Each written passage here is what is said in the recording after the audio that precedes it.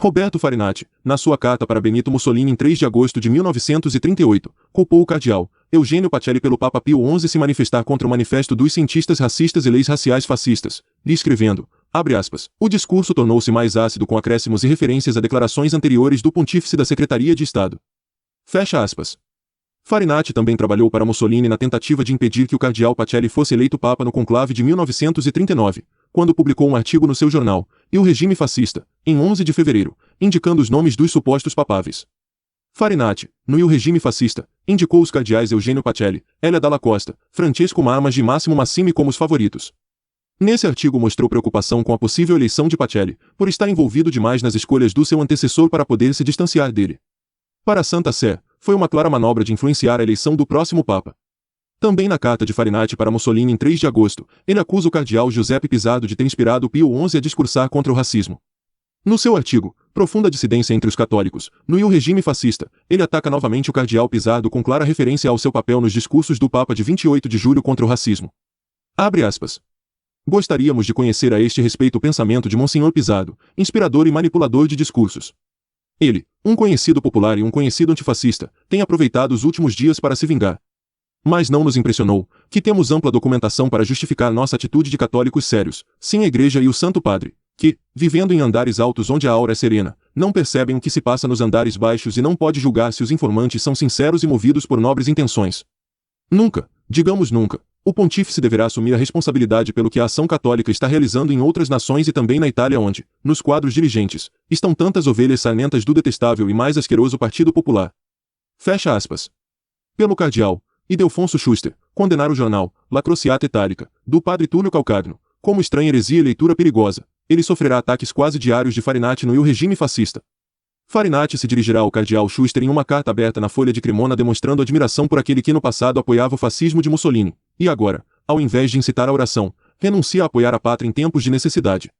Farinati se pergunta, abre aspas, por que até agora, como primaz da Lombardia, você se preocupou em ameaçar anátemas contra aqueles padres da Crociata Itálica que querem salvar a pátria e a Igreja das Hordas de judeus e comunistas? Você tem sido muito ativo neste trabalho. Nos casos opostos, você permaneceu em silêncio. Não é permitido a um príncipe da Igreja lembrar ou esquecer que é italiano, segundo as circunstâncias e suas próprias avaliações utilitárias. Fecha aspas. Em novembro de 1944, Farinati fez uma grande voz, passando diretamente para as ameaças contra o cardeal Schuster dizendo, abre aspas, se fosse possível, gostaríamos que ele ouvisse também a nossa sincera sugestão, procure não descobrir o lado da nossa reação inevitável e enérgica. Fecha aspas. Pelo cardeal Auguste Londa, por informar o Vaticano da perseguição dos nazistas contra a Igreja Católica na Polônia, foi atacado por Farinati no seu editorial de primeira página intitulado Imprudência, do E o Regime Fascista de 1940, escrevendo, abre aspas. Os jornais franceses dizem, naturalmente fazendo barulho, que a Rádio Vaticano transmitiu uma conferência para os americanos sobre as atrocidades cometidas pelos alemães na Polônia. Lembramos que mesmo os nazistas anunciaram com extensa documentação dos atos conturbados realizados por franco-atiradores poloneses contra o exército regular alemão e até mesmo contra suas próprias populações.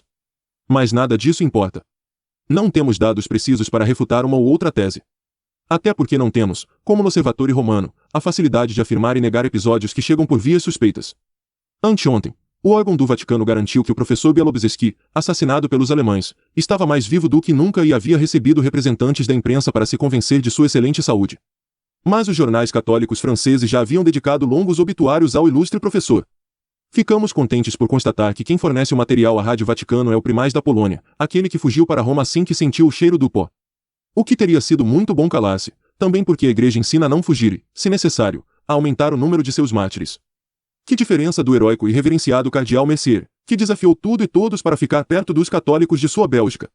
Queremos esperar apenas uma coisa, que o primaz da Polônia não se encarregue da educação dos nossos missionários. Fecha aspas. Após o cardeal Joseph Ernest Van Roey protestar contra uma decisão alemã na Bélgica obrigando os mineiros belgas a trabalhar no domingo, ele foi atacado por Farinati no E o Regime Fascista em 23 de julho. Farinati, no E o Regime Fascista, observou que a imprensa britânica teve grande prazer em reprimir o protesto do cardeal Van Roey. Na Inglaterra, de acordo com Farinati, havia carvão o suficiente para suas próprias necessidades e as de sua população civil, mas um grande número de nações depende apenas da Alemanha para satisfazer suas demandas. Portanto, para Farinati, era justo, honesto e humano pedir que os mineiros trabalhem ininterruptamente para aliviar os rigores do inverno para mulheres e crianças, independentemente do país a que pertencem. Objetar-se-á que esses mineiros se consideram vencidos e obrigados a extrair carvão para seus inimigos. Este argumento, para Fahrenheit, poderia ser usado, por exemplo, por um judeu, mas não por um príncipe da igreja que deveria considerar todos os seres humanos como filhos de Deus dignos da caridade cristã.